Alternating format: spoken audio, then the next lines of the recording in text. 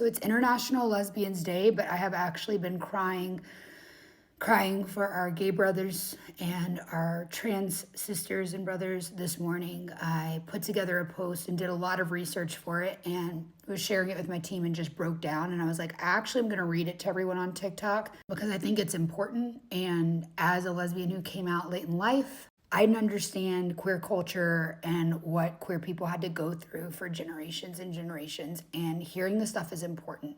When our gay brothers were dying by the thousands during the AIDS epidemic, the world shut their eyes. But we, as in the lesbians, didn't look away. Lesbians were placed first in LGBTQIA not because of coincidence, but because we've always been the first to show up. I'll show you. When our gay brothers were literally left to die quarantined, alone, disregarded in the 80s, our lesbian sisters who came before us saw them as humans and advocated for them. They rolled up their sleeves when others refused to touch them. They changed their bed sheets. They held their hands even when their own families wouldn't dare touch them and were literally letting them die alone. They sat beside them as they took their last breath so they didn't have to die alone. And while the world turned its back, we leaned in with love, much like we are doing today. Personally, as a Christian mystic, look, I don't want to be associated with certain types of people, but I do believe in Jesus. And I also find so much beauty in many religious traditions.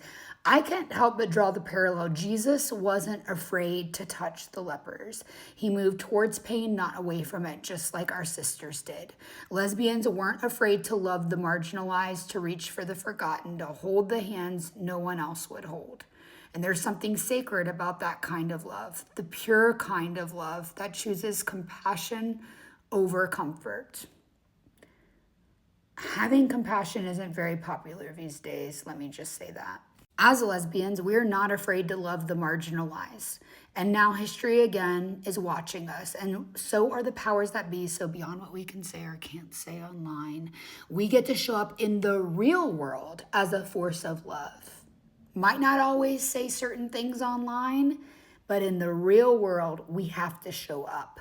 Let me ask us all now, how will we be remembered during this time? Will we love like Jesus, touching the untouchable, feeding the forgotten? Will we love like Buddha, offering compassion even to those who misunderstand us? Will we be the ones who stood by our entire LGBTQ alphabet soup, or only some letters? To be a lesbian means to stand for intersectionality, to fight for every sister, sibling, and soul who identifies as a lesbian. For lesbians of color, lesbians who are femme, lesbians who are masc, lesbians who are non-binary, lesbians who are asexual, lesbians who came out late in life, lesbians still in the closet, lesbians with disabilities, lesbians who are trans, lesbians in war-torn countries where it isn't safe to be out. To be a lesbian is to love beyond labels, to rise when the world is burning, and it's burning.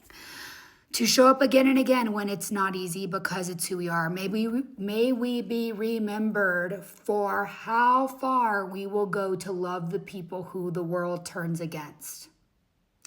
History will remember us not just for who we love, but for how fiercely we love people. All people. Remember that. And lastly, I challenge you to not just be a keyboard warrior, to not just talk about it, but be about it. Go out into the real world and in real life and make a real difference about the things you deeply care about. When people say ugly things about groups of people, stand up for them and be that agape love and light.